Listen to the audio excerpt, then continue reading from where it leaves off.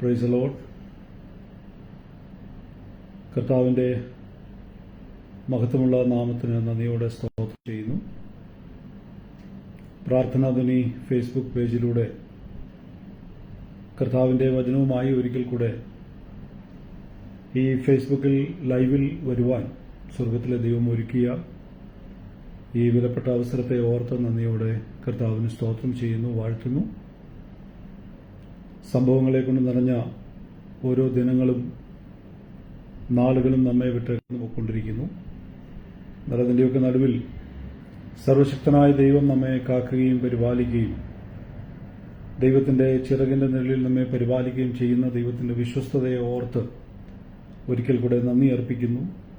പ്രാർത്ഥനാധ്വനിയുടെ പ്രവർത്തനങ്ങൾ വളരെ ഭംഗിയായി ലോകത്തിൻ്റെ വിവിധ രാജ്യങ്ങളിൽ നടന്നുകൊണ്ടിരിക്കുന്നു. അനേക വിഷയങ്ങൾ ഏറ്റെടുത്ത് പ്രാർത്ഥിപ്പാനും കർത്താവ് ഒരുക്കുന്ന മറുപടികൾ കണ്ട് സന്തോഷിപ്പാനുമൊക്കെ സ്വർഗത്തിലെ ദൈവം ഇടയാക്കിക്കൊണ്ടിരിക്കുന്നു. ഈ പ്രാർത്ഥനാധ്വനി കൂട്ടായ്മയിൽ ആത്മാർത്ഥമായി സഹകരിക്കുന്ന, ഇതിൻ്റെ പിന്നിൽ അധ്യധ്വാനം ചെയ്യുന്ന എല്ലാ പ്രിയപ്പെട്ടവരെയും ഓർത്ത് സ്തോത്രം ചെയ്യുന്നു. ഇതിൻ്റെ ഭാഗമായി തീരുവാൻ എനിക്കും അവസരം ലഭിച്ചതോർത്ത് നന്ദിയോടെ ദൈവത്തിന് സ്തോത്രം ചെയ്യുന്നു. ശക്തമായ ദിവസങ്ങളിൽ വീണ്ടും അനേക വിഷയങ്ങൾക്ക് വേണ്ടി പ്രാർത്ഥിപ്പാൻ, അനേകരുടെ കണ്ണീരൊപ്പാനൊക്കെ പ്രാർത്ഥനാധ്വനി കൂട്ടായ്മകൾക്ക് അതത് ചാപ്റ്ററുകൾക്ക് ഇടയായി തീരട്ടെ. എല്ലാ ചാപ്റ്ററുകളുടെയും പ്രവർത്തനങ്ങളെയും കർത്താവ് മാനിക്കട്ടെ, ആദരിക്കട്ടെ എന്ന് ദൈവത്തോട് ആത്മാർത്ഥമായി പ്രാർത്ഥിക്കുന്നു. എല്ലാ നന്മകളും നേരുന്നു. ഈ രാത്രി നമ്മൾ ദൈവത്തിൻ്റെ വചനത്തിൻ്റെ ചുറ്റാകെ അടുത്തു വരികയാണ്. വളരെ പ്രതീക്ഷയോടെ, വളരെ പ്രാർത്ഥനയോടെ നമുക്ക് ഇന്ന് രാത്രി വചനത്തോട് ചേർന്ന് വരാം. പ്രാർത്ഥനാധ്വനി ഈ മാസത്തെ നമ്മുടെ ലൈവ് ടോപ്പിക് എന്ന് പറയുന്നത് പ്രതിസന്ധിയിൽ വെളിപ്പെടുന്ന ദൈവസാന്നിധ്യം എന്നുള്ളതാണ്. നമ്മൾ ഓരോ മാസവും ഓരോ ടോപ്പിക് എടുത്താണ് ചിന്തിക്കുകയും ധ്യാനിക്കുകയും ആശ്വാസവചനങ്ങൾ പകർന്നു കൊടുക്കുകയും ചെയ്യുന്നത്. ഈ പകരപ്പെടുന്ന വചനങ്ങൾ, ഷെയർ ചെയ്യുന്ന വചനങ്ങൾ പല പ്രിയപ്പെട്ടവർക്കും ആശ്വാസമായി തീരുന്നു എന്നറിയുന്നതിൽ ഒരുപാട് സന്തോഷിക്കുന്നു, കർത്താവിനെ മഹത്വപ്പെടുത്തുന്നു. ഈ മാസം നാം തിരഞ്ഞെടുത്തിരിക്കുന്ന വിഷയം പ്രതിസന്ധിയിൽ വെളിപ്പെടുന്ന ദൈവസാന്നിധ്യം എന്നുള്ളതാണ്. God's presence reveals in troubles. ഈ ഒരു വിഷയത്തെ ആസ്പദമാക്കിയാണ് ഈ മാസത്തിൽ നമ്മുടെ വചനചിന്തകൾ പോകുന്നത്. അതിനാരംഭം കുറിക്കുവാൻ 2 വേദഭാഗങ്ങൾ പ്രാരംഭത്തിൽ വായിച്ചുകൊണ്ട് തുടങ്ങട്ടെ. വളരെ പരിചയമുള്ള 2 വേദഭാഗങ്ങൾ നിങ്ങളുടെ ശ്രദ്ധയിലേക്ക് ഞാൻ കൊണ്ടുവരുന്നു. ഒന്ന് 34 സങ്കീർത്തനം, അതിൻ്റെ 17 മുതൽ 19 വരെയുള്ള വാക്യങ്ങൾ. 34 സങ്കീർത്തനം 17 മുതൽ 19 വരെയുള്ള വാക്യങ്ങൾ. നമുക്ക് അറിയാവുന്ന വേദഭാഗങ്ങളും വായിച്ച് പരിചയിക്കുകയും ധ്യാനിക്കുകയും ചെയ്തിട്ടുള്ള ചില വേദഭാഗങ്ങളിലൂടെയാണ് ഇന്ന് രാത്രി നാം കടന്നുപോകുന്നത്. വാക്യം ഇങ്ങനെ വായിക്കുന്നു: നീതിമാന്മാർ നിലവിളിച്ചു, യഹോവ കേട്ടു, സകല കഷ്ടങ്ങളിൽ നിന്നും അവരെ വിടുവിച്ചു. ഹൃദയം നുറുങ്ങിയവർക്ക് യഹോവ സമീപസ്ഥൻ, മനസ്സ് തകർന്നവരെ അവൻ രക്ഷിക്കുന്നു. നീതിമാന്റെ അനർത്ഥങ്ങൾ അസംഖ്യമാകുന്നു, അവയെല്ലറ്റിൽ നിന്നും യഹോവ അവനെ വിടുവിക്കുന്നു. ഞാൻ ആ വാക്യം ഒന്നുകൂടെ വായിക്കുന്നു. നീതിമാന്മാർ നിലവിളിച്ചു, യഹോവ കേട്ടു, സകല കഷ്ടങ്ങളിൽ നിന്നും അവരെ വിടുവിച്ചു. ഹൃദയം നുറുങ്ങിയവർക്ക് യഹോവ സമീപസ്ഥൻ, മനസ്സ് തകർന്നവരെ അവൻ രക്ഷിക്കുന്നു. നീതിമാന്റെ അനർത്ഥങ്ങൾ അസംഖ്യമാകുന്നു, അവ എല്ലാറ്റിൽ നിന്നും യഹോവ അവനെ വിടുവിക്കുന്നു. മറ്റൊരു വാക്യം കൂടെ വായിക്കുന്നു. യോഹന്നാന്റെ സുവിശേഷം 16-ാം അധ്യായം 33-ാമത്തെ വാക്യം. യോഹന്നാന്റെ സുവിശേഷം 16-ാം അധ്യായം 33-ാമത്തെ വാക്യം. നിങ്ങൾക്ക് സമാധാനം ഉണ്ടാകേണ്ടതിന് ഇത് ഞാൻ നിങ്ങളോട് സംസാരിച്ചിരിക്കുന്നു. ലോകത്തിൽ നിങ്ങൾക്ക് കഷ്ടമുണ്ടെങ്കിലും ധൈര്യപ്പെടുവീൻ, ഞാൻ ലോകത്തെ ജയിച്ചിരിക്കുന്നു എന്ന് പറഞ്ഞു. ഞാൻ പ്രാരംഭത്തിൽ ഓർപ്പിച്ചതുപോലെ നമുക്ക് നല്ല പരിചയമുള്ള 2 വേദഭാഗങ്ങളാണ് വായിച്ചത്. ഒരു ബൈബിൾ സ്റ്റഡി എന്നതിനപ്പുറത്ത് ഇന്ന് രാത്രിയിലത്തെ സന്ദേശം ഓൺലൈനിലൂടെ ഈ ലൈവ് പേജിലൂടെയൊക്കെ കേൾക്കുന്ന ചില പ്രിയപ്പെട്ടവരുടെ ഹൃദയത്തിന് ആശ്വാസമായി തീരട്ടെ എന്ന് ഞാൻ പ്രാരംഭത്തിൽ പ്രാർത്ഥിക്കുന്നു. കാരണം നമ്മുടെ ടോപ്പിക് അതാണ്, പ്രതിസന്ധിയിൽ വെളിപ്പെടുന്ന ദൈവസാന്നിധ്യം. പ്രാരംഭത്തിൽ ഞാൻ ചോദിക്കട്ടെ പ്രിയപ്പെട്ടവരെ, എന്താണ് പ്രതിസന്ധി? നമ്മൾ ആ പ്രതിസന്ധിയെ വിളിക്കുന്ന ഒരുപാട് പേരുകളുണ്ട്. അല്ലെങ്കിൽ കഷ്ടത എന്ന് പറഞ്ഞാൽ എന്താണ്? ഈ ഒരു ചോദ്യം നമ്മളോട് ചോദിച്ചാൽ നമുക്ക് ഒരുപാട് ഉത്തരങ്ങൾ പറയാനുണ്ടാവും. എന്നാൽ ശരിക്കും എന്താണ് കഷ്ടത? ഒറ്റ വാക്കിൽ അതിനെ നിർവചിച്ചാൽ, ഭൂമിയിൽ ജീവിക്കുന്ന ഒരു മനുഷ്യൻ, നമ്മൾ മനുഷ്യനോടുള്ള ബന്ധത്തിലാണല്ലോ ഇത് ചിന്തിക്കുന്നത്. ഭൂമിയിൽ ജീവിക്കുന്ന ഒരു മനുഷ്യനെ സംബന്ധിച്ചിടത്തോളം അവന്റെ ലോക ജീവിതയാത്രയിൽ മുൻപോട്ടു പോകാൻ തടസ്സമായി വരുന്ന ഏത് സാഹചര്യത്തെയും നമുക്ക് പ്രതിസന്ധി എന്ന് വിളിക്കാം. ഞാനൊന്നുകൂടെ ആ സ്റ്റേറ്റ്മെന്റ് ഒന്നുകൂടെ ആവർത്തിക്കുന്നു. നമ്മുടെ മുൻപോട്ടുള്ള ഗമനത്തിന്, നമ്മുടെ ഈ ലോക ജീവിതയാത്രയ്ക്ക് മുൻപോട്ട് സുഗമമായി നമുക്ക് പോകാൻ കഴിയാതെ നമ്മളെ തടസ്സപ്പെടുത്തുന്ന എന്തായാലും അതിനെയാണ് നമ്മൾ വിളിക്കുന്നത് പ്രതിസന്ധി അല്ലെങ്കിൽ കഷ്ടത. ഇതിനെ ഞാൻ നേരത്തെ പറഞ്ഞ പോലെ പല പേരുകളിൽ നമ്മൾ ഇതിനെ വിളിക്കുന്നു. ചിലപ്പോൾ അത് രോഗമാവാം, ചിലപ്പോൾ അത് ആപത്താവാം, ചിലപ്പോൾ അപകടമാവാം, അല്ലെങ്കിൽ ഉപദ്രവങ്ങളാകാം. അങ്ങനെ നാം അനുഭവിക്കുന്ന എല്ലാ തടസ്സങ്ങളെയും പ്രതിസന്ധികളെയുമാണ് നമ്മൾ കഷ്ടതയെന്നോ അല്ലെ പ്രതിസന്ധിയെന്നോ നമ്മൾ വിളിക്കുന്നു. സത്യത്തിൽ ഇങ്ങനെ ഒരു അവസ്ഥയിൽ കൂടെ കടന്നു പോകാത്ത ഒരു മനുഷ്യനുമില്ല എന്നുള്ളതാണ്. പക്ഷെ ഇവിടെയുള്ള പ്രത്യേകത എന്താ? എല്ലാ മനുഷ്യരും കഷ്ടതയിലൂടെയും പ്രതിസന്ധിയിലൂടെയും ഇതുപോലെ പല വിഷയങ്ങളെ തരണം ചെയ്ത് മുൻപോട്ട് പോകേണ്ടവരാണ്. പക്ഷെ ഇവിടെ ഒരു വ്യത്യാസമുള്ളത്, ലോകമനുഷ്യ അല്ലെങ്കിൽ പ്രാർത്ഥിക്കുന്ന ദൈവ പൈതലിന്, ദൈവത്തിൽ വിശ്വസിക്കുന്ന, ഞങ്ങൾ പ്രസംഗിക്കുന്ന, ഞങ്ങൾ ഉയർത്തിക്കാട്ടുന്ന ത്രിയേക ദൈവത്തിൽ വിശ്വസിക്കുന്ന ദൈവമക്കളെ സംബന്ധിച്ചിടത്തോളം അവർക്ക് ഇതിൽ നിന്നൊരു വ്യത്യസ്തതയുണ്ട് എന്നുള്ളതാണ് ഇന്ന് രാത്രിയിലത്തെ നമ്മുടെ സന്ദേശത്തിന്റെ ആകത്തുക. ഞാൻ പറഞ്ഞു, കഷ്ടത എല്ലാവർക്കുമുണ്ട്. ഒരു വിധത്തിൽ അല്ലെങ്കിൽ മറ്റൊരു വിധത്തിൽ ഏതെങ്കിലുമൊക്കെ പ്രതിസന്ധിയിലൂടെ, കഷ്ടതയിലൂടെ, തടസ്സങ്ങളിലൂടെ, രോഗത്തിലൂടെ, ദുഃഖത്തിലൂടെ, പ്രയാസങ്ങളിലൂടെ ഒക്കെ പോകുന്നവരാണ്. പക്ഷേ അവിടെയാണ് പ്രാർത്ഥിക്കുന്ന ദൈവമക്കളെ സംബന്ധിച്ചിടത്തോളം, സത്യദൈവത്തെ ആരാധിക്കുന്ന തന്റെ ഭക്തന്മാരെ സംബന്ധിച്ചിടത്തോളം അവർക്ക് ആശ്വസിക്കാൻ പറ്റുന്ന മറ്റൊരു ഘടകം കൂടി അതിന്റെ കൂടെയുണ്ട്. അതാണ് ഈ മാസത്തെ നമ്മുടെ സന്ദേശ വിഷയം. അവിടെ വെളിപ്പെടുന്ന ഒരു കാര്യമുണ്ട്. അതിനെക്കുറിച്ചാണ് ഇന്ന് രാത്രി മുതൽ നാം ചിന്തിച്ചു തുടങ്ങുന്നത്. രണ്ടാമത്, നമ്മുടെ ടോപ്പിക്കിലെ രണ്ടാമത്തെ ടേം എന്ന് പറയുന്നത് ദൈവ സാന്നിധ്യം എന്നുള്ളതാണ്. സാന്നിധ്യം എന്ന വാക്കിന്റെ അർത്ഥം പ്രസൻസ് എന്നുള്ളൊരു മീനിങ്ങിലാണ്. പ്രസൻസ് എന്താണ് സാന്നിധ്യം എന്ന് പറഞ്ഞാൽ, പലപ്പോഴും നമ്മുടെ ജീവിത പ്രതിസന്ധികൾ, ജീവിതയാത്രകളിൽ നാം തനിച്ചാണ് എന്ന് നാം തോന്നും.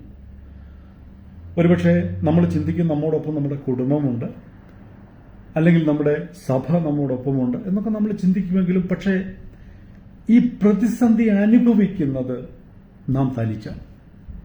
അപ്പോൾ അവിടെ മറ്റൊരാളുടെ ഒരു സാന്നിധ്യം കൂടെ നമുക്കുണ്ടെങ്കിൽ അതിനെയാണ് നാം ഈ സാന്നിധ്യം കൊണ്ട്, പ്രസൻസ് കൊണ്ട് ഉദ്ദേശിക്കുന്നത്. അപ്പം ദൈവ സാന്നിധ്യം എന്ന് നാം പറയുമ്പോൾ നമ്മോടൊപ്പം ഈ പ്രതിസന്ധിയിലൂടെ കടന്നു പോകുന്ന ഒരുപക്ഷെ നാം തനിയെ ആയിരിക്കാം. പക്ഷെ നമ്മോടൊപ്പം ഈ പ്രതിസന്ധിയിൽ സഹായത്തിനായി ഒരാളുണ്ടെങ്കിൽ നമ്മുടെ ആ പ്രതിസന്ധി, നമ്മുടെ ആ പ്രയാസം നമുക്കത്ര പ്രയാസമായി തോന്നത്തില്ല. പ്രിയപ്പെട്ടവരെ, പലപ്പോഴും നമ്മുടെ ജീവിതയാത്രയിൽ പ്രതിസന്ധികൾ കടന്നു വരുമ്പോൾ, കഷ്ടതകൾ കടന്നു വരുമ്പോഴൊക്കെ നമ്മൾ ഈ മറ്റൊരാളുടെ സാന്നിധ്യം നാം തിരിച്ചറിയാറുണ്ട്. അത് ഒരുപക്ഷെ ദൈവത്തിന്റെ സാന്നിധ്യമായിരിക്കാം, അത് അദൃശ്യമായി നാം അനുഭവിക്കുന്നുണ്ടാകാം, അല്ല മറിച്ച് മറ്റൊരു മനുഷ്യന്റെ, ഒരു സഹജീവിയുടെ സാന്നിധ്യം, അത് ദൈവത്താൽ നിയോഗിക്കപ്പെട്ട ഒരു സാന്നിധ്യമാകാം. നമ്മുടെ സഹായത്തിനു വേണ്ടി, നമ്മുടെ ഒരു ഹെൽപ്പിനു വേണ്ടി ദൈവത്താൽ നിയമിക്കപ്പെടുന്ന മറ്റൊരാൾ, അത് ആ സാന്നിധ്യം നമ്മളോടൊപ്പം ഉണ്ടാകാം. സത്യത്തിൽ ഇവിടെയാണ് നാം ഈ ടോപ്പിക്കിന്റെ പ്രസക്തി മനസ്സിലാക്കുന്നത്. സാധാരണ എല്ലാവർക്കും പ്രയാസം വരാറുണ്ട്, എല്ലാവരും പ്രതിസന്ധിയിൽ അകപ്പെടാറുണ്ട്, എല്ലാവരും കഷ്ടങ്ങളിൽ അകപ്പെടാറുണ്ട്. പക്ഷേ പ്രാർത്ഥിക്കുന്ന ദൈവമക്കൾക്ക് സത്യദൈവത്തെ വിളിച്ചപേക്ഷിക്കുന്ന തന്റെ ഭക്തന്മാർക്ക് പറയാൻ കഴിയും, ഈ പ്രതിസന്ധികളൊക്കെ എന്റെ ജീവിതത്തിൽ വന്നാലും ഞാൻ നിരാശപ്പെട്ടു പോകത്തില്ല. കാരണം ഈ പ്രതിസന്ധിയുടെ നടുവിൽ എന്നെ ബലപ്പെടുത്താൻ, എന്നെ വിടുവിക്കാൻ, എന്നെ രക്ഷിക്കാൻ എനിക്ക് വേണ്ടി ഇറങ്ങി വരുന്ന മറ്റൊരു സാന്നിധ്യമുണ്ട്. അതെന്റെ ദൈവത്തിന്റെ സാന്നിധ്യം. Praise the Lord. പ്രിയപ്പെട്ടവരെ, മനുഷ്യന്റെ ഉൽപ്പത്തി എന്ന് പറയുന്നത്, മനുഷ്യന്റെ ആരംഭം എന്ന് പറയുന്നത് വിശുദ്ധ വേദപുസ്തകത്തിൽ നാം കാണുന്നത് ഉൽപ്പത്തി പുസ്തകത്തിലാണ്. നിങ്ങൾ അവിടെ തൊട്ടെടുത്തൊന്ന് പഠിച്ചു നോക്കിക്കേ. ഉൽപ്പത്തി പുസ്തകം മുതൽ നാം പഠിച്ചു വരുമ്പോൾ നമുക്കറിയാം, ദൈവം ആദമിനെയും ഹൗവയെയും ഉണ്ടാക്കി തോട്ടത്തിലാക്കി. എത്ര ശ്രേഷ്ഠകരമായ അനുഭവത്തിലൂടെയാണ് ഈ ആദമും ഹൗവയും അവിടെ ആയിരിക്കുന്നത്. എന്നാൽ അവർ പാപം ചെയ്തു, അവരൊരു പ്രതിസന്ധിയിൽ അകപ്പെട്ടു. പിശാചിനാൽ വഞ്ചിക്കപ്പെട്ട് അവർ പാപം ചെയ്ത് ദൈവത്തോട് അവിശ്വസ്തത കാണിച്ചിട്ട്, നമ്മൾ ഉൽപ്പത്തി പുസ്തകം വായിക്കുന്ന ഒരു കാര്യമുണ്ട്, അവർ എന്തു ചെയ്തു? പാപം ചെയ്ത ശേഷം മറഞ്ഞിരിക്കാൻ ആഗ്രഹിച്ചു. നമ്മൾ അങ്ങനെയാണ് വായിക്കുന്നത്, അവർ മറഞ്ഞിരിക്കാൻ ആഗ്രഹിച്ചു. പക്ഷെ അവിടെയും അവരിപ്പോ ഒരു പ്രതിസന്ധിയിലാണ്. ദൈവം സൃഷ്ടിച്ച ആദമും ഹൗവയും, ആദിമ മനുഷ്യർ, ദൈവത്തിന്റെ കരങ്ങൾ കൊണ്ട് സൃഷ്ടിക്കപ്പെട്ട ആദമും ഹൗവയും ഇപ്പോൾ ഒരു പ്രതിസന്ധി, പാപം എന്ന പ്രതിസന്ധിയിൽ അവരകപ്പെട്ടു. നമുക്കറിയാം, ഏതൻ തോട്ടം അവർക്ക് നഷ്ടമാകാൻ പോവുക, അതൊക്കെ സത്യമാണ്. പക്ഷേ അവിടെ നമ്മൾ കാണുന്ന ഒരു ദൈവസ്നേഹമുണ്ട്. ദൈവം ഇതെല്ലാം അറിഞ്ഞു, ദൈവം സകലത്തെയും അറിയുന്നവനാണ്. ദൈവം എന്ത് ചെയ്യുന്നു? ഇവരിങ്ങനൊരു പ്രതിസന്ധിയിൽ അകപ്പെട്ടപ്പോഴും ദൈവം മാറി നിന്നില്ല. പതിവ് പോലെ വെയിലാറിയപ്പോൾ ദൈവം ഏദൻ തോട്ടത്തിലേക്ക് ഇറങ്ങി വരുന്നു. പക്ഷേ ഒരു വിളിയും കൂടെയുണ്ട്, ആദമേ നീ എവിടെ? ശ്രദ്ധിക്കൂ പ്രിയപ്പെട്ടവരെ, ആദിമ മനുഷ്യനായ ആദമനും ഹൗവയും അവർ പാപമെന്ന പ്രതിസന്ധിയിൽ അകപ്പെട്ടപ്പോൾ പോലും ദൈവത്താൽ സൃഷ്ടിക്കപ്പെട്ട മനുഷ്യനോട് ദൈവം കാണിക്കുന്ന ആ ഒരു നീതിയും സ്നേഹവും കണ്ടോ? ഇറങ്ങി വന്ന് അവനെ അന്വേഷിച്ച് ഏദൻ തോട്ടത്തിൽ ഇറങ്ങി വന്ന് അവനോട് ചോദിക്കുന്നു, നീ എവിടെ? ആദമേ നീ എവിടെ?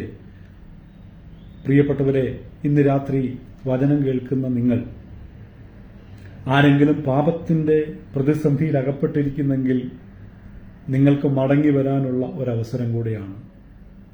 ആ പാപത്തിൽ നിന്ന് നിങ്ങളെ രക്ഷിക്കാൻ, പാപത്തിൽ നിന്ന് നിങ്ങളെ ഉദ്ധരിച്ച് നിങ്ങളെ ദൈവം ആഗ്രഹിക്കുന്ന സ്ഥലത്തേക്ക് എത്തിക്കാൻ, ആ പദ്ധതിയിലേക്ക് കൊണ്ടുവരുവാൻ ദൈവസാന്നിധ്യം ഇറങ്ങി വരും എന്നുള്ള കാര്യം മറന്നുപോകരുത്. അപ്പോൾ ഇത് നമ്മൾ ഉൽപ്പത്തി പുസ്തകത്തിൽ കാണുന്ന ഒരു കാര്യമാണ്. അവിടുന്ന് ഇങ്ങോട്ട് വിശുദ്ധ വേദപുസ്തകം പഠിച്ചാൽ ഒരുപാട് സ്ഥലങ്ങളിൽ ഭക്തന്മാർ അല്ലാത്തവർ പ്രതിസന്ധിയിലൊക്കെ അകപ്പെട്ടപ്പോൾ, പ്രത്യേകിച്ച് നമ്മൾ എടുത്തു പറയുന്ന ഭക്തന്മാരോടുള്ള ബന്ധത്തിൽ പ്രതിസന്ധികളിൽ അകപ്പെട്ടപ്പോഴൊക്കെ അവരെ രക്ഷിക്കാൻ ഇറങ്ങി വന്ന ഒരു ദൈവസാന്നിധ്യം. ഒരുപാട് ഉദാഹരണങ്ങൾ നമുക്ക് കിട്ടും. അബ്രഹാമുണ്ട്, ഇസഹാക്കുണ്ട്, യാക്കോബുണ്ട്, നോഹയുണ്ട്, യോസഫുണ്ട്, യോബുണ്ട്, ദാനിയേലുണ്ട്. ഇങ്ങനെ പഴയ നിയമ ഭക്തന്മാർ ഒരു വശത്ത് നിൽക്കുന്നു.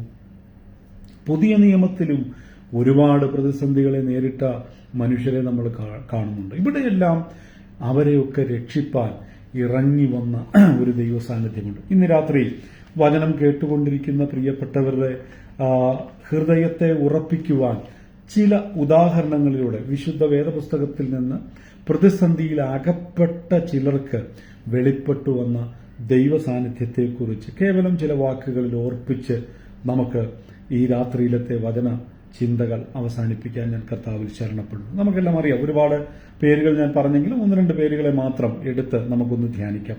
വരും ദിവസങ്ങളിലും അനുഗ്രഹിക്കപ്പെട്ട ദൈവദാസന്മാരൊക്കെ വചനത്തിൽ നിന്ന് ശുശ്രൂഷിക്കുമ്പോൾ അവർ ആ ഭാഗങ്ങളിൽ കൂടെയൊക്കെ കടന്നുപോകും എന്ന് ഞാൻ വിശ്വസിക്കുന്നു.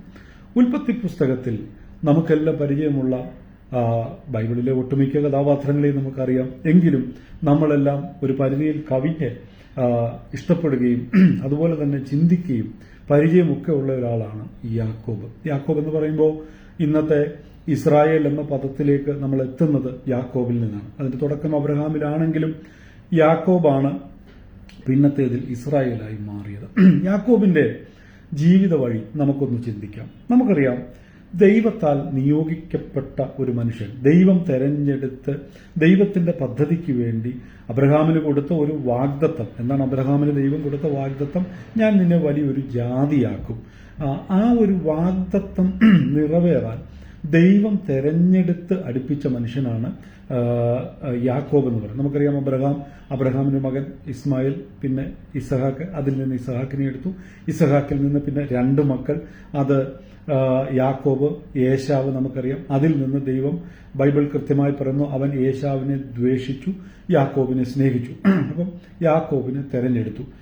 ഈ യാക്കോബ് നമുക്കറിയാം അവന്റെ ജീവിത വഴികളിൽ വന്ന പാളിച്ചകളും അല്ലെങ്കിൽ അതിനകത്തൊക്കെ ഒരു ദൈവിക പദ്ധതികളൊക്കെ ഉണ്ട് എന്നുള്ളത് നമ്മൾ അനുസ്മരിക്കുമ്പോൾ തന്നെ ഈ യാക്കോബ് അപ്പന്റെ ഭവനത്തിൽ നിന്ന് അപ്പന്റെ അനുഗ്രഹമൊക്കെ വാങ്ങി. നമുക്കറിയാം ജ്യേഷ്ഠനെ കളിപ്പിച്ചു, ജ്യേഷ്ഠാവകാശം തട്ടിയെടുത്തു, കണ്ണ് കാണാൻ വയ്യാത്ത അപ്പനെ കളിപ്പിച്ചു, അപ്പന്റെ അനുഗ്രഹം വാങ്ങിച്ചു. അങ്ങനെ ഈ അനുഗ്രഹമെല്ലാം വാങ്ങിച്ച് പിന്നെ അവിടെ യാക്കോബിന് നിൽക്കാൻ കഴിയാതെ യാക്കോബ് ലാബാന്റെ ഭവനത്തിലേക്ക്, ലാബാൻ എന്ന് പറയുമ്പോൾ യാക്കോബിന്റെ അമ്മാച്ചനാണ്, ലാബാന്റെ ഭവനത്തിലേക്ക് പോകുന്നു. യാക്കോബിനെ കുറിച്ചൊക്കെ നമുക്ക് അറിയാവുന്നതുകൊണ്ട് ഞാൻ ആ ഭാഗത്തേക്കൊന്നും വിശദമായിട്ട് നിൽക്കുന്നില്ല. പ്രധാനപ്പെട്ട ഒരു പോയിന്റ് പറയാൻ വേണ്ടിയാണ് ഞാൻ ആ ഭാഗത്തേക്ക് വരുന്നത്. അങ്ങനെ യാക്കോബ് ലാബാന്റെ അടുത്തേക്ക്, അമ്മാച്ചന്റെ അടുത്തേക്ക് പോകുന്നു. അവിടെ നിന്ന് അദ്ദേഹം ലാബാനെ, അമ്മാച്ചനെ സേവിക്കുന്നു.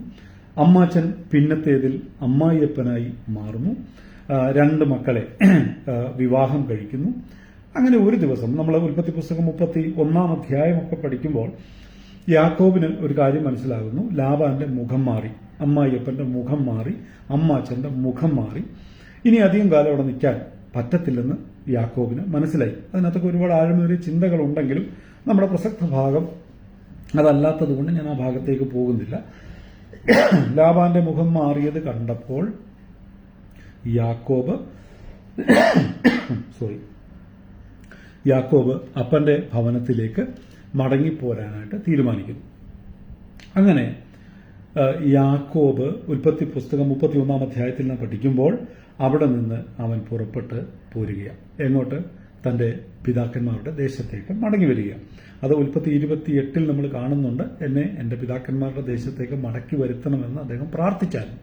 അപ്പോൾ ആ പ്രാർത്ഥനയുടെ ഒരു മറുപടി, ദൈവം അത് എഗ്രി ചെയ്ത കാര്യമാണ്. അവിടെ അതിനുള്ള സമയമായി.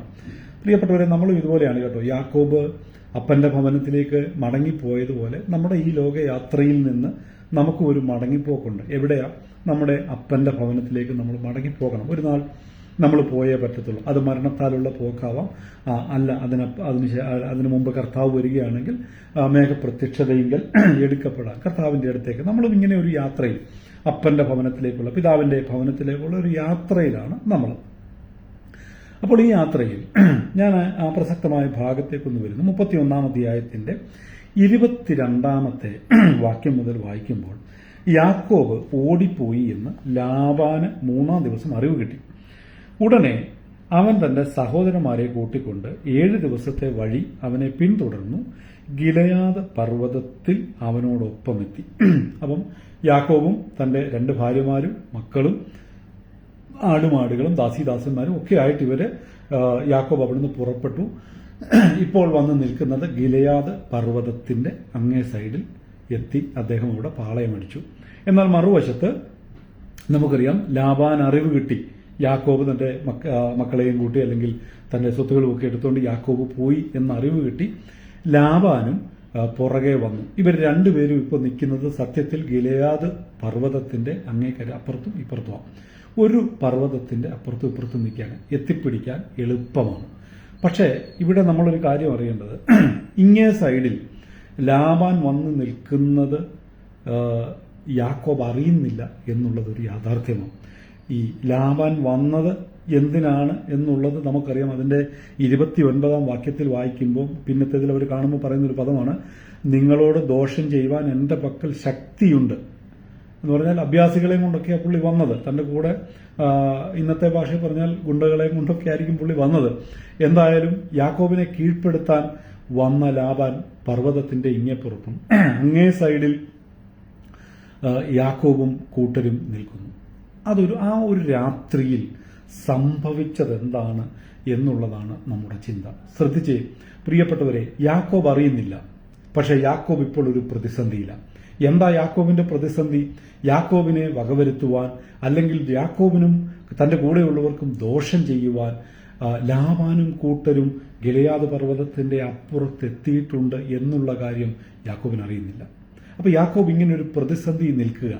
ദൈവത്താൽ വിളിച്ച് വേർതിരിക്കപ്പെട്ട ഭക്തനായ യാക്കോബ് ഒരു വശത്ത് നിൽക്കുന്നു. താൻ അറിയുന്നില്ല, താൻ ഒരു പ്രതിസന്ധിയിൽ അകപ്പെട്ട് നിൽക്കുകയാണെന്ന് യാക്കോബ് അറിയുന്നില്ല. പക്ഷെ അവിടെ സംഭവിച്ചതെന്താ? 24-ാം വാക്യമാണ് നമ്മുടെ ചിന്തയ്ക്ക് ആധാരം. കാരണം നമ്മുടെ ചിന്ത എന്താ? പ്രതിസന്ധിയിൽ വെളിപ്പെടുന്ന ദൈവ സാന്നിധ്യം. 24-ാം വാക്യം, ഉൽപ്പത്തി 31-ന്റെ 24-ാമത്തെ വാക്യം നിങ്ങളൊന്ന് ശ്രദ്ധിച്ചേ. എന്നാൽ ദൈവം രാത്രി സ്വപ്നത്തിൽ അരാമ്യനായ ലാബാന്റെ അടുക്കൽ വന്ന അവനോട്, നീ യാക്കോബിനോട് ഗുണമെങ്കിലും ദോഷമെങ്കിലും പറയാതിരിപ്പാൻ സൂക്ഷിച്ചു കൊള്ളുവീൻ എന്ന് കൽപ്പിച്ചു. പ്രിയപ്പെട്ടവരെ, എത്ര പ്രത്യാശ നിറഞ്ഞ, എത്ര സന്തോഷം പകരുന്ന, എത്ര സമാധാനം പകരുന്ന ഒരു വാക്യമാണ്. എന്നെ ഒരുപാട് ആഴമായി ചിന്തിപ്പിക്കുകയും ഞാൻ സന്തോഷം കൈക്കൊള്ളുകയും പലപ്പോഴും പല സന്ദർഭങ്ങളിലും പ്രസംഗിക്കുകയും ചെയ്തിട്ടുള്ള ഒരു വേദഭാഗമാണിത്. ദൈവത്തിന്റെ ദാസനായ യാക്കോബ്, യശയ്യാപ്രവചനത്തിൽ വായിക്കുന്ന ഞാൻ തെരഞ്ഞെടുത്ത ദാസൻ, എന്റെ സ്നേഹിതനായ അബ്രഹാമിന്റെ മകനെ എന്നൊക്കെയാണ് വിളിക്കുന്നത്. ഈ യാക്കോബ് ഒരു പ്രതിസന്ധിയിൽ അകപ്പെട്ട് നിൽക്കുമ്പോൾ താൻ അറിയുന്നില്ല, താനൊരു പ്രതിസന്ധിയിൽ അകപ്പെട്ട് നിൽക്കുകയാണ്. പക്ഷെ മറുവശത്ത് ഭക്തൻ പോലും അറിയാതെ ഭക്തനു വേണ്ടി വെളിപ്പെട്ട ദൈവസാന്നിധ്യം നിങ്ങൾ കണ്ടോ? തന്നെ ഇല്ലായ്മ ചെയ്യാൻ, യാക്കോബിനെ ഇല്ലാതാക്കാൻ, ദോഷം പ്രവർത്തിപ്പാൻ, അങ്ങനെ തന്നെയാണ് നമ്മൾ 29-ാം വാക്യത്തിൽ വായിച്ചത്, ദോഷം പ്രവർത്തിപ്പാൻ കഴിവുള്ളവനായി വന്ന ലാബാനെ അവനോട് ദൈവം ഇടപെട്ടു. എന്ന് പറഞ്ഞാൽ ഭക്തൻ ഉറങ്ങിക്കിടക്കുമ്പോഴും,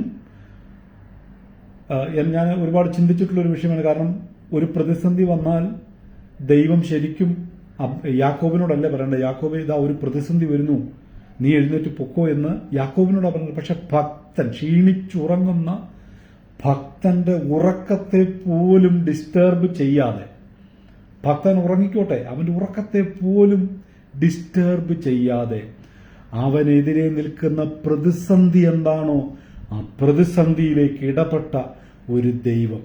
അന്ന് യാക്കോബിനു വേണ്ടി അങ്ങനെ ഒരു ദൈവ സാന്നിധ്യം തന്റെ പ്രതിസന്ധിയിൽ, തന്റെ കഷ്ടതയുടെ നടുവിൽ വെളിപ്പെട്ടെങ്കിൽ, ഇന്ന് രാത്രി പ്രിയപ്പെട്ടവരെ, യേശുക്രിസ്തുവിന്റെ രക്തം കൊണ്ട് വിലയ്ക്കു വാങ്ങിയ, യേശുക്രിസ്തുവിന്റെ രക്തത്താൽ വീണ്ടെടുക്കപ്പെട്ട ദൈവമക്കളാകുന്ന നമുക്കും ആശ്വാസത്തോടെ പറയാൻ പറ്റും, എന്റെ പ്രതിസന്ധിയിൽ ഞാൻ തനിച്ചല്ല, എനിക്ക് വേണ്ടി വെളിപ്പെടുന്ന ഒരു ദൈവ സാന്നിധ്യമുണ്ട്.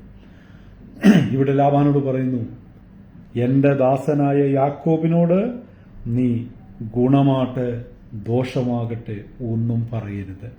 പിന്നീട് യാക്കോബ് അവിടെ നിന്ന് പോകുന്നത് നാം കാണുന്നു. പ്രിയപ്പെട്ടവരെ, ഇത് നമ്മോട് വിളിച്ചു പറയുന്നത് എന്താ?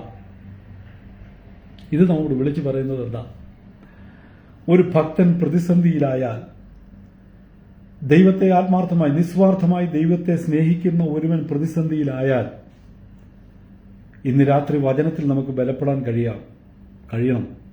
നാം തനിച്ചല്ല, ആ പ്രതിസന്ധിയിൽ നമ്മോടൊപ്പം നിൽക്കുന്ന, നമുക്ക് വേണ്ടി വെളിപ്പെടുന്ന ദൈവത്തിന്റെ സാന്നിധ്യമുണ്ട്. ആരോടാണോ ഇടപെടേണ്ടത്, എവിടെയാണോ ഇടപെടേണ്ടത്, ആരോടാണോ സംസാരിക്കേണ്ടത്, അവിടെ ഇടപെടുന്ന ഒരു ദൈവം നമുക്ക് സ്വർഗത്തിലുണ്ട്.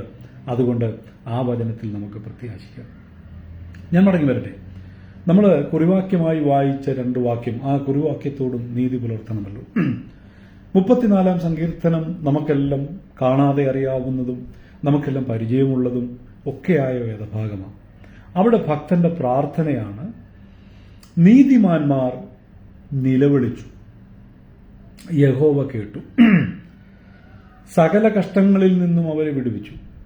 അടുത്ത പദം ഇങ്ങനെയാ, ഹൃദയം നുറുങ്ങിയവർക്ക് യഹോവ സമീപസ്ഥൻ, മനസ്സ് തകർന്നവരെ അവൻ രക്ഷിക്കുന്നു. നീതിമാന്റെ അനർത്ഥങ്ങൾ അസംഖ്യമാകുന്നു, അവയെല്ലറ്റിൽ നിന്നും യഹോവ അവനെ വിടുവിക്കുന്നു. എന്താണ് ഈ വാക്യങ്ങളുടെയൊക്കെ അർത്ഥം? അതിനെ ഒന്ന് ക്രോഡീകരിച്ച് പറഞ്ഞാൽ, ഹൃദയം തകർന്നിരിക്കുന്ന ഭക്തൻ. ആ വാക്യങ്ങളിൽ നിന്ന് നമുക്ക് പെറുക്കിയെടുക്കാൻ പറ്റുന്ന ചില ശകലങ്ങൾ.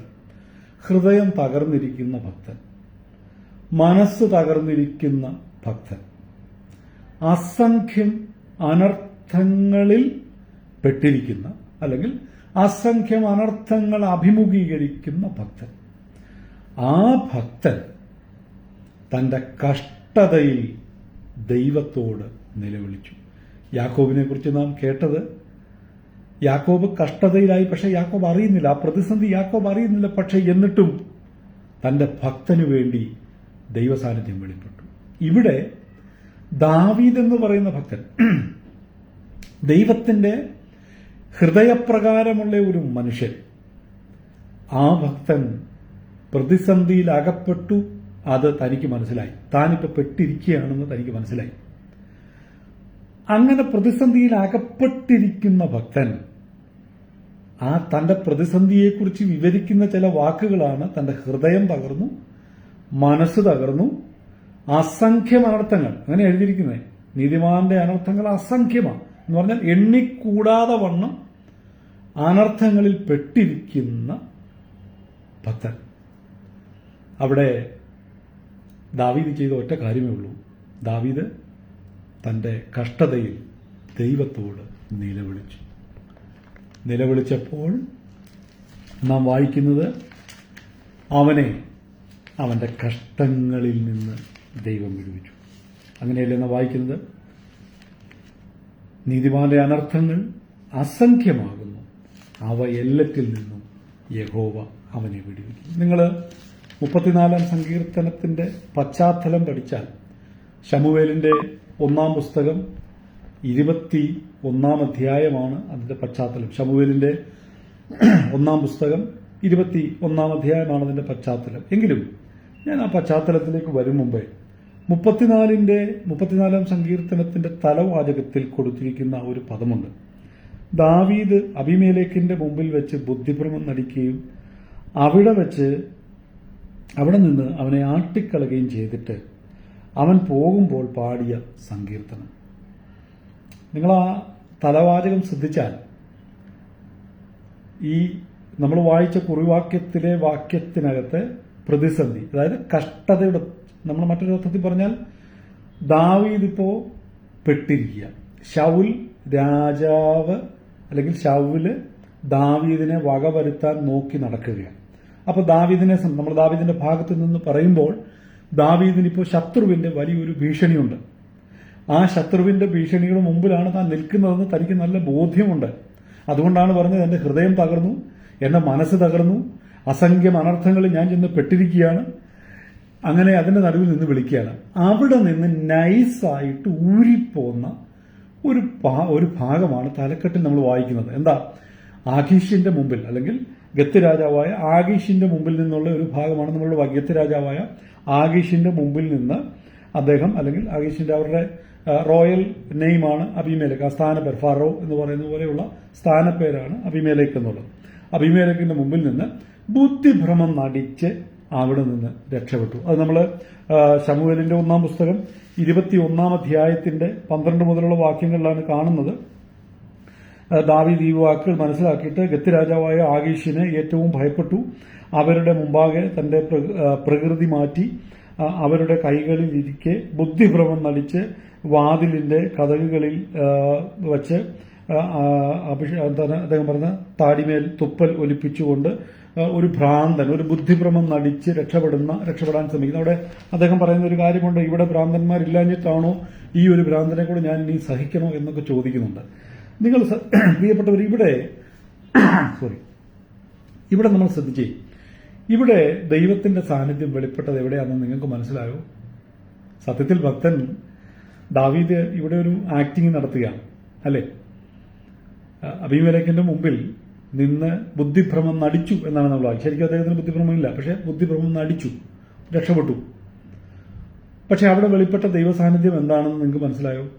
ഭക്തൻ കഷ്ടതയിലായി, ഭക്തൻ അനർത്ഥത്തിൽ ചെന്ന് പെട്ടിരിക്കുകയാണ്, ഹൃദയം തകർന്നിരിക്കുകയാണ്, രാജാവ് കണ്ടു കഴിഞ്ഞാൽ തട്ടാനിരിക്കുകയാണ്, ഭയങ്കര ദേഷ്യത്തിരിക്കുകയാണ്, അദ്ദേഹത്തിന് മുമ്പിൽ ചെന്ന് പെട്ടു. പക്ഷെ അവിടെ വെച്ച് ഈ ബുദ്ധിഭ്രമം നടിച്ചപ്പോൾ അവിടെ വെളിപ്പെട്ട ദൈവസാന്നിധ്യം എന്താണെന്നാണ് എന്റെ ചോദ്യം. ഉത്തരം സിമ്പിളാണ്. നിങ്ങൾ ശ്രദ്ധിക്കൂ.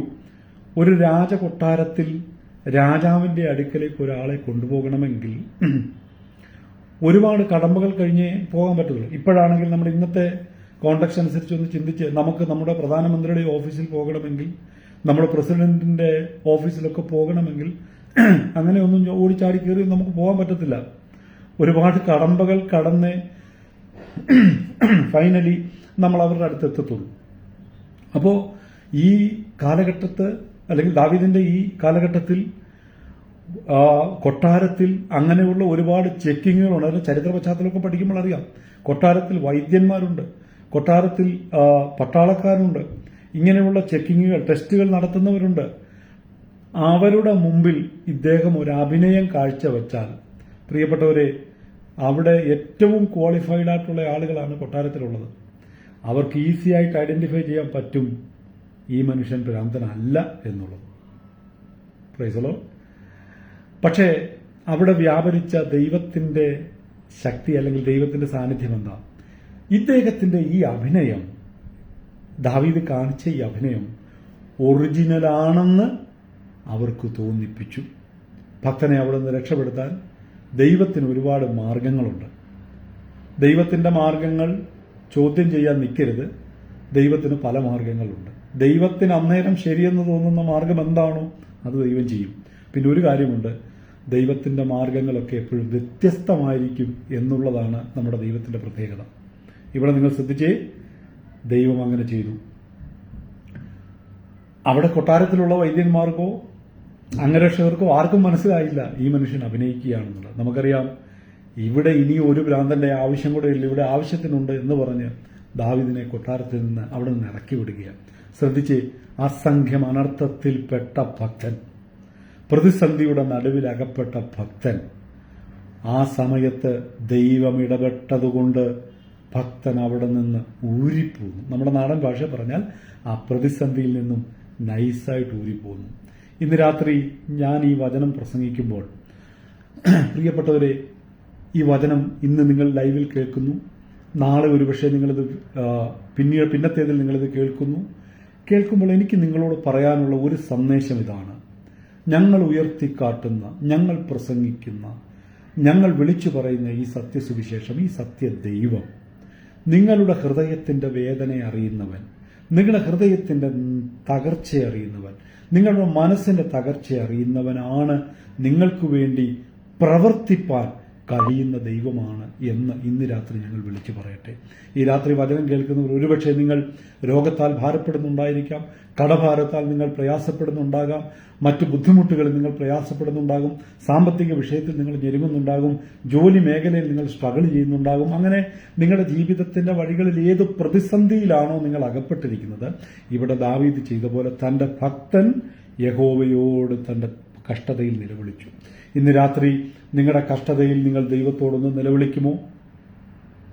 നിങ്ങളുടെ കഷ്ടത ദൈവത്തെ ഒന്ന് ഓർപ്പിച്ചുണർത്തുമോ? അങ്ങനെയാണെങ്കിൽ ആ കഷ്ടതയിൽ നിങ്ങൾ തനിച്ചല്ല, നിങ്ങളെ ഉദ്ധരിക്കുവാൻ നിങ്ങളോടൊപ്പം ഇറങ്ങി വരുന്ന ഒരു ദൈവ സാന്നിധ്യമുണ്ട് എന്നുള്ള കാര്യം നിങ്ങൾ മറന്നുപോകരുത്.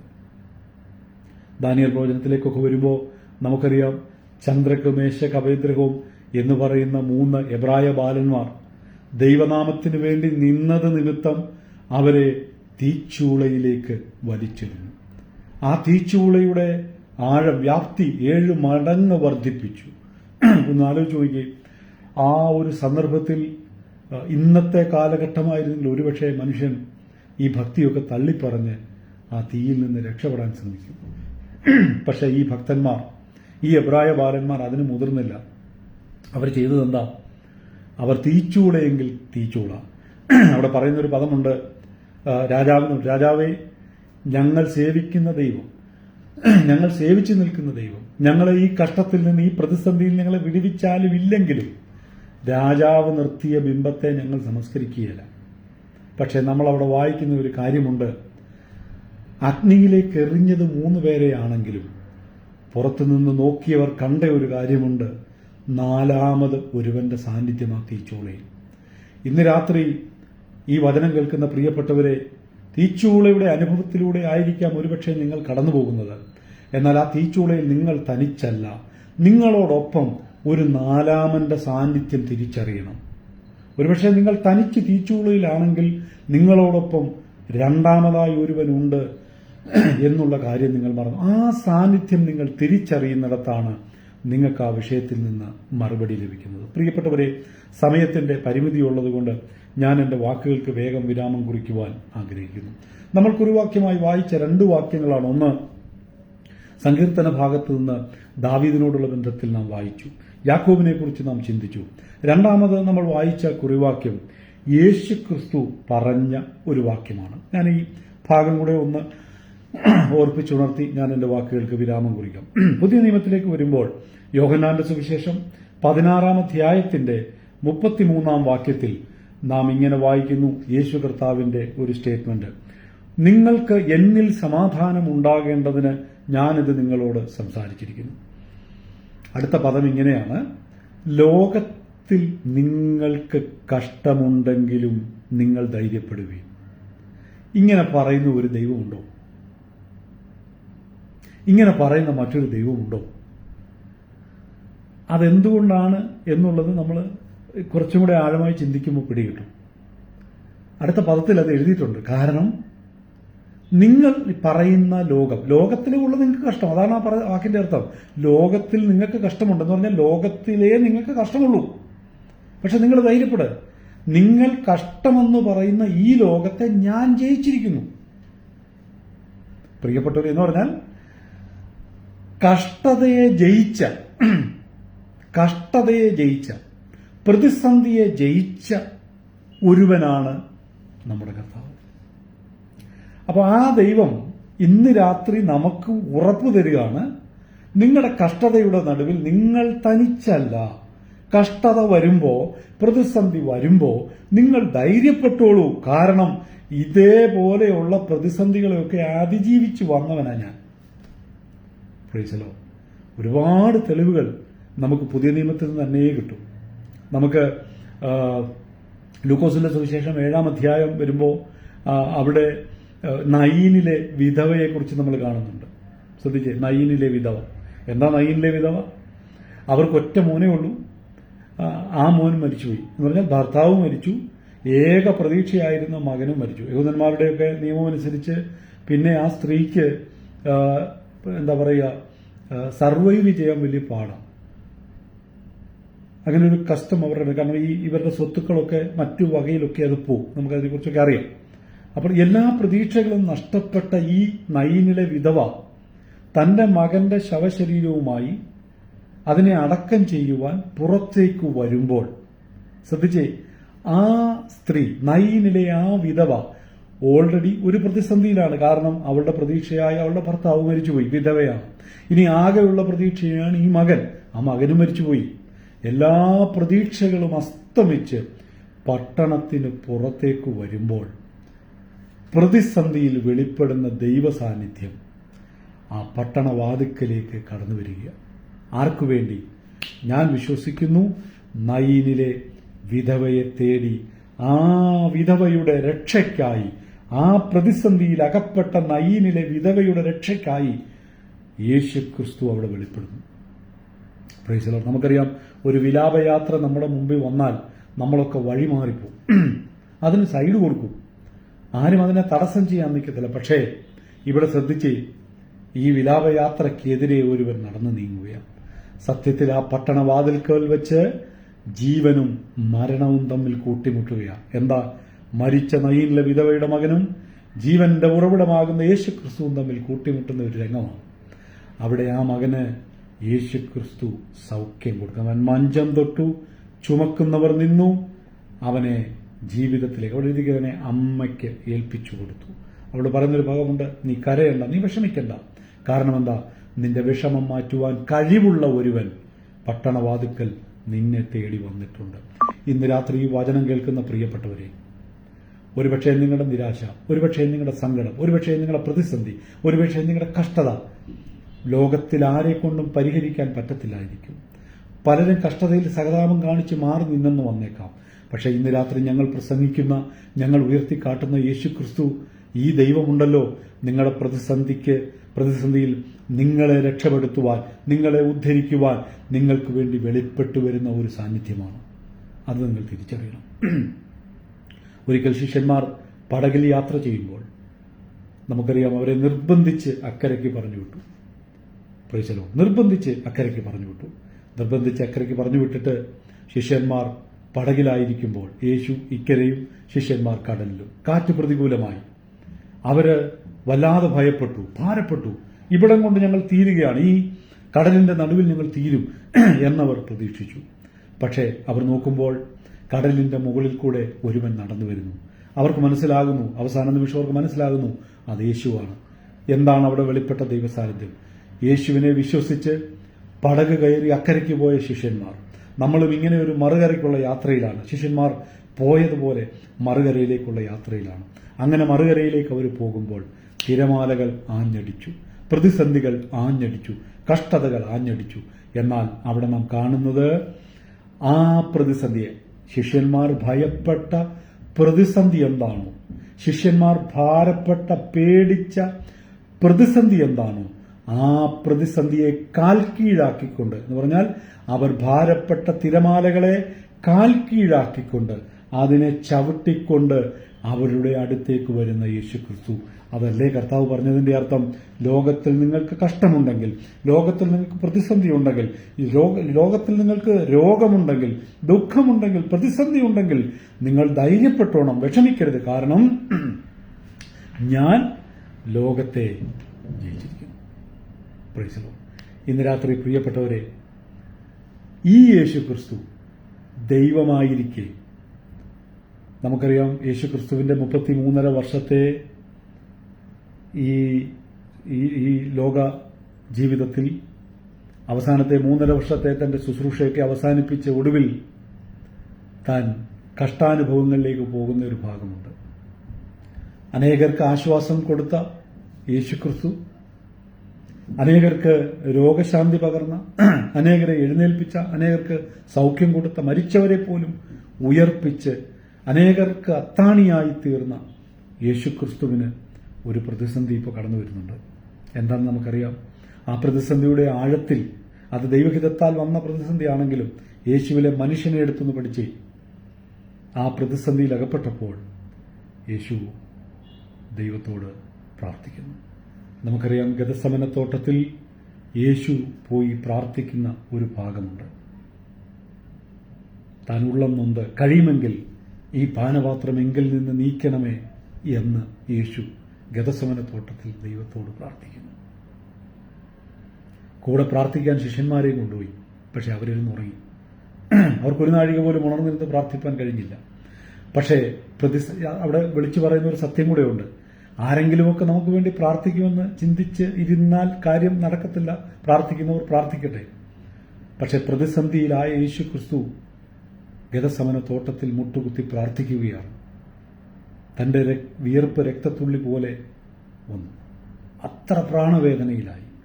നാം ലൂക്കോസിന്റെ സുവിശേഷത്തിൽ ആ ഗെത്സമന തോട്ടത്തിലെ പ്രാർത്ഥനയിൽ കാണുന്ന ഒരു ഭാഗം, വേദനയിലായ, കഷ്ടത്തിലായ, സങ്കടത്തിലായ യേശു എന്ന ദൈവത്തെ, യേശുവിലെ മനുഷ്യനെ ആശ്വസിപ്പിപ്പാൻ ഒരു ദൂതൻ വന്നതായി നാം വായിക്കുന്നുണ്ട്.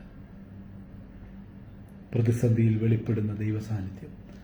പിതാവായ ദൈവം തന്റെ പുത്രനായ യേശുക്രിസ്തു ഗെത്സമനത്തോട്ടത്തിൽ വേദനയോടെ പ്രാർത്ഥിക്കുമ്പോൾ ആ മകന്റെ, തന്റെ സ്വന്തം പുത്രന്റെ വേദന കണ്ടിട്ട് ആശ്വസിപ്പിപ്പാൻ ദൂതനെ അയച്ചു എന്ന് നാം ബൈബിളിൽ വായിക്കുന്നെങ്കിൽ, ഇന്ന് രാത്രി എന്റെ പ്രിയപ്പെട്ടവരെ, ഈ ഫേസ്ബുക്ക് ലൈവിലൂടെ ദൈവവചനം കേൾക്കുന്ന പ്രിയപ്പെട്ടവരെ, ഞാൻ നിങ്ങളോട് പറയട്ടെ, ഒരുപക്ഷെ നമ്മൾ പ്രതീക്ഷിക്കുന്നത് പോലെ ഒരാളായിരിക്കത്തില്ല നമ്മുടെ പ്രതിസന്ധിയിൽ കടന്നു വരുന്നത്. പക്ഷെ ഒരു കാര്യം ഉറപ്പാണ്, ദൈവത്തിന്റെ കരം ഏതെങ്കിലും നിലയിൽ നിങ്ങൾക്ക് വെളിപ്പെട്ടിരിക്കും.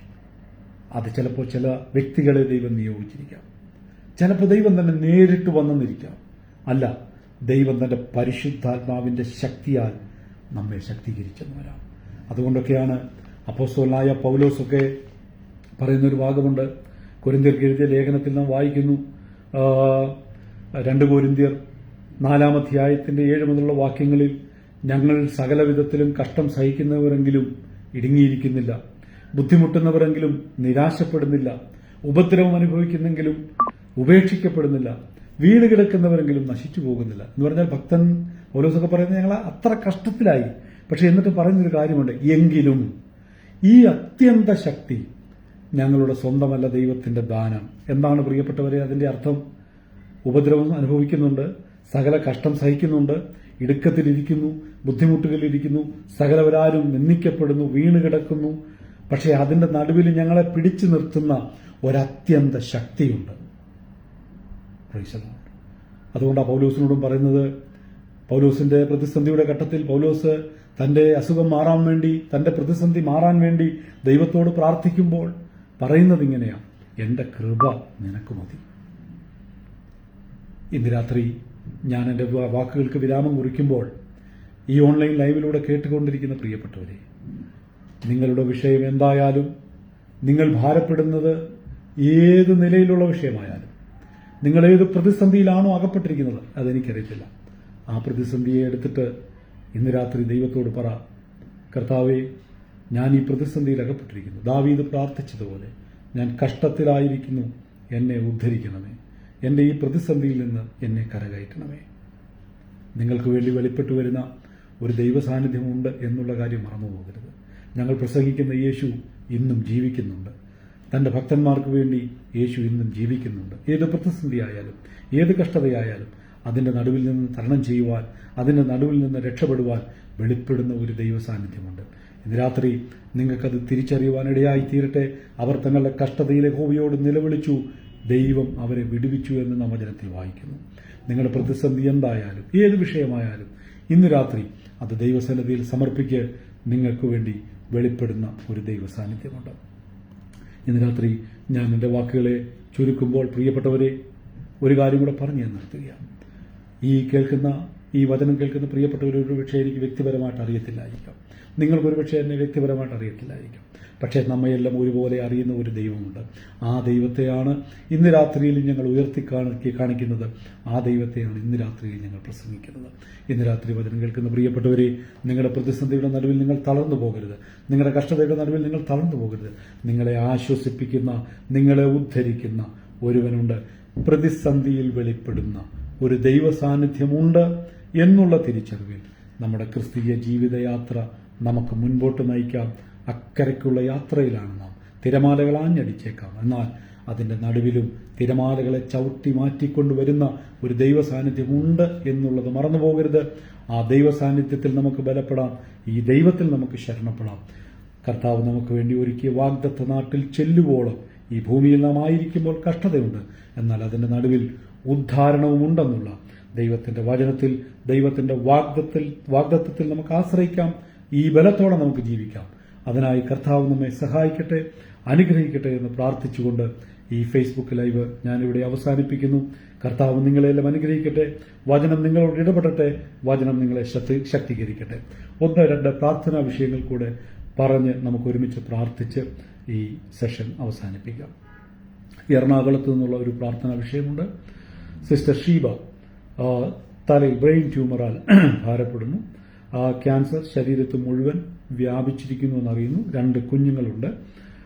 ഒരു കുഞ്ഞിന് നടക്കുവാൻ ബുദ്ധിമുട്ടുണ്ട്. ഇന്ന് രാത്രി സിസ്റ്ററിന് വേണ്ടി, സിസ്റ്റർ ഷീബ, ആ കുടുംബത്തിന് വേണ്ടി നമുക്ക് പ്രാർത്ഥിക്കാം. 2, Uma Parambil, Kallumala church of God pastor മുരളിയുടെ സഹധർമ്മിണിയാണ് സിസ്റ്റർ നിഷ. കുവൈറ്റിൽ ജോലിയോടുള്ള ബന്ധത്തിലായിരിക്കുന്നു. ഉമാപറമ്പിൽ, കല്ലുമല.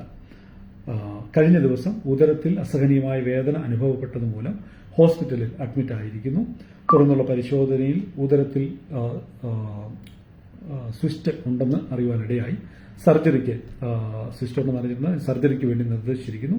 ദൈവദാസിയുടെ പരിപൂർണ്ണ വിടുതലിന് വേണ്ടി നമുക്ക് ഒരുമിച്ച് പ്രാർത്ഥിക്കാം. ഇന്ന് രാത്രി ഞാൻ ഈ വിഷയങ്ങൾക്ക് വേണ്ടി പ്രാർത്ഥിക്കുമ്പോൾ ഓൺലൈനിൽ വാച്ച് ചെയ്തുകൊണ്ടിരിക്കുന്ന പ്രിയപ്പെട്ടവരെ, ഒരു നിമിഷം നമ്മുടെ കണ്ണുകളെ നമുക്ക് ദൈവസന്നിധിയിൽ അടച്ച് ഈ പ്രിയപ്പെട്ടവരുടെ വിഷയത്തിന് വേണ്ടി നമുക്ക് ഒരുമിച്ച് ദൈവത്തോട് പ്രാർത്ഥിക്കാം. പരിശുദ്ധ പിതാവേ, ഞങ്ങൾ ഒരുമിച്ച് ഇന്ന് രാത്രി പ്രാർത്ഥനാ ധ്വനി ഫേസ്ബുക്ക് പേജിന്റെ ഈ ലൈവ് പേജിലൂടെ ദൈവത്തിൻ്റെ നാമത്തെ ഉയർത്തുവാൻ, ദൈവത്തിൻ്റെ വചനത്തെ ഉയർത്തുവാൻ കർത്താവ് ഞങ്ങളെ സഹായിച്ചല്ലോ. ഇന്ന് രാത്രി ഞങ്ങൾ ഈ 2 വിഷയങ്ങൾക്ക് വേണ്ടി പ്രാർത്ഥിക്കുന്നു. കർത്താവെ, ബ്രെയിൻ ട്യൂമറാൽ ഭാരപ്പെടുന്ന ആ പ്രിയ സഹോദരിക്കായി, ആ പ്രിയ കുടുംബത്തിനായി ഞങ്ങൾ ദൈവത്തോട് പ്രാർത്ഥിക്കുന്നു. സിസ്റ്റർ നിഷയ്ക്ക് വേണ്ടി പ്രാർത്ഥിക്കുന്നു. ആ കുടുംബത്തോടും കർത്താവ് മനസ്സിലെയണമേ. ഇന്ന് രാത്രി ഞങ്ങൾ ആ 2 കുടുംബങ്ങൾക്ക് വേണ്ടി പ്രാർത്ഥിക്കുമ്പോൾ ദൈവത്തിൻ്റെ അത്ഭുതകരം ചലിക്കപ്പെടണം. കർത്താവ്, ഇന്ന് രാത്രിയിലും ഞങ്ങൾ ശ്രദ്ധിച്ച വചനം, ഞങ്ങൾ ശ്രവിച്ച വചനം പ്രതിസന്ധിയിൽ വെളിപ്പെടുന്ന ദൈവസാന്നിധ്യം എന്നുള്ളതാണ്. കഷ്ടതയിൽ വെളിപ്പെടുന്ന ദൈവസാന്നിധ്യം എന്നുള്ളതാണ്. ഇന്ന് രാത്രി ഞങ്ങൾ ആ പ്രിയപ്പെട്ടവർക്ക് വേണ്ടി പ്രാർത്ഥിക്കുമ്പോൾ കർത്താവെ, അവിടുത്തെ കരം വെളിപ്പെടണമേ. ഞാൻ നിന്നെ സൗഖ്യമാക്കുന്ന ദൈവമെന്ന ദൈവത്തിന്റെ വചനത്തിലുണ്ട്. സൗഖ്യമാക്കുന്ന ദൈവത്തിന്റെ സാന്നിധ്യം ഈ പ്രിയപ്പെട്ടവർക്ക് വേണ്ടി വെളിപ്പെടണമെന്ന് പ്രാർത്ഥിക്കുന്നു. സിസ്റ്റർ ഷീബയ്ക്ക് വേണ്ടി, ആ പൈതലിന് വേണ്ടി വെളിപ്പെടണമേ എന്ന് പ്രാർത്ഥിക്കുന്നു. സിസ്റ്റർ നിഷയ്ക്ക് വേണ്ടി വെളിപ്പെടണമേ എന്ന് പ്രാർത്ഥിക്കുന്നു. അപ്പോൾ തന്നെ ഈ ലൈവിൽ ഞങ്ങളെ ശ്രവിക്കുന്ന ആരെങ്കിലും ഏതെങ്കിലും വിഷയത്തിൽ ഭാരപ്പെടുന്നെങ്കിൽ, പ്രതിസന്ധിയിൽ അകപ്പെട്ടിരിക്കുന്നെങ്കിൽ, ഇന്ന് രാത്രി ഞങ്ങൾ കേട്ട വചനം പോലെ കർത്താവ് അവരെ ആശ്വസിപ്പിക്കണമേ, കർത്താവ് അവരെ വിടുവിക്കണമേ, കർത്താവ് അവരെ സൗഖ്യമാക്കണമേ എന്ന് ഇന്ന് രാത്രി ഞങ്ങൾ ദൈവത്തോട് പ്രാർത്ഥിക്കുന്നു. വിശേഷാൽ പ്രാർത്ഥനാധുനിയുടെ എല്ലാ പ്രവർത്തനങ്ങളെയും ദൈവം മാനിക്കണമേ. എല്ലാ ചാപ്റ്ററുകളിലുള്ള പ്രവർത്തനങ്ങളെ മാനിക്കണമേ. പ്രാർത്ഥനാധുനി പ്രയർ റിക്വസ്റ്റുകളെ ഓർത്ത് പ്രാർത്ഥിക്കുന്നു. അതിൽ വരുന്ന എല്ലാ റിക്വസ്റ്റുകൾക്കായും സ്തോത്രം. കർത്താവ്, ആ വിഷയങ്ങളുടെ മേലൊക്കെ ദൈവപ്രവൃത്തി വെളിപ്പെടണമേ. ഇന്ന് രാത്രി ഞങ്ങൾക്ക് ഒരുമിച്ച് ഇങ്ങനെ ഈ ലൈവിലായിരിക്കാൻ സ്വർഗത്തിലെ ദൈവം ഒരുക്കിയ നല്ല അവസരത്തിനായി ഒരിക്കൽ കൂടെ നന്ദി പറയുന്നു. കർത്താവ്, ഞങ്ങളുടെ പ്രാർത്ഥന കേട്ട കൃപയ്ക്കായി സ്തോത്രം. ഈ രാത്രിയിൽ വചനം ശ്രവിച്ച പ്രിയപ്പെട്ടവർക്കായി സ്തോത്രം. വരും ദിവസങ്ങളിൽ ഇത് കേൾക്കുന്ന പ്രിയപ്പെട്ടവർക്കായി സ്തോത്രം. കർത്താവ് എല്ലാവരെയും സമൃദ്ധിയായി അനുഗ്രഹിക്കണമേ. അവിടുത്തെ വരവിനായി ഞങ്ങളെ ഒരുക്കണമേ. കർത്താവെ, അവിടുത്തെ വരവോളം, കർത്താവ് ഞങ്ങൾക്ക് ഈ ഭൂമിയിൽ നൽകിയ ആയുസ് തീരുവോളം, അതിന്റെ നടുവിൽ വരുന്ന പ്രതിസന്ധികളിൽ, കഷ്ടങ്ങളിലൊക്കെ ഉദ്ധാരണം ഒരുക്കി തന്ന് ദൈവം ഞങ്ങളെ മാനിക്കുമെന്നുള്ള ദൈവശബ്ദത്തിന്റെ മുമ്പിൽ ഈ രാത്രി ഞങ്ങളെ സമർപ്പിച്ച് പ്രാർത്ഥിക്കുന്നു. സ്വർഗത്തിലെ ദൈവം ഞങ്ങളുടെ പ്രാർത്ഥന കേട്ട് ഞങ്ങൾക്ക് മറുപടി അയക്കുന്ന ദൈവമാകയാൽ സ്തോത്രം. പ്രാർത്ഥന കേട്ട കൃപയ്ക്കായി സ്തുതിക്കുന്നു. യേശുവിൻ ധന്യനാമത്തിൽ ചോദിക്കുന്നു, കൃപയോട് കേട്ട് ഉത്തരമരുളുമാറാകണമേ. ആമേൻ. ഈ രാത്രിയിലും ഈ ഫേസ്ബുക്ക് ലൈവിലൂടെ ഞങ്ങളെ ശ്രവിച്ച എല്ലാവരോടുമുള്ള നന്ദി ഈ തരുണത്തിൽ പ്രാർത്ഥനാദിയുടെ പേരിൽ അറിയിക്കുന്നു. സ്വർഗത്തിലെ ദൈവം നിങ്ങളെ എല്ലാവരെയും ധാരാളമായി അനുഗ്രഹിക്കുകയും സഹായിക്കുകയും ചെയ്യട്ടെ. കർത്താവിന്റെ വരവിനായി നമുക്ക് ഒരുങ്ങാം. പ്രതിസന്ധികളെ ദൈവത്തിന്റെ നാമത്താൽ, ദൈവത്തിന്റെ വചനത്താൽ നമുക്ക് അതിജീവിക്കാം. ഈ അത്യന്ത ശക്തി നമ്മുടെ മേൽ പകരപ്പെടട്ടെ. ആ പ്രത്യാശയിൽ നമുക്ക് ജീവിക്കാം. God bless you. കർത്താവ് എല്ലാവരെയും അനുഗ്രഹിക്കട്ടെ. ആമേൻ.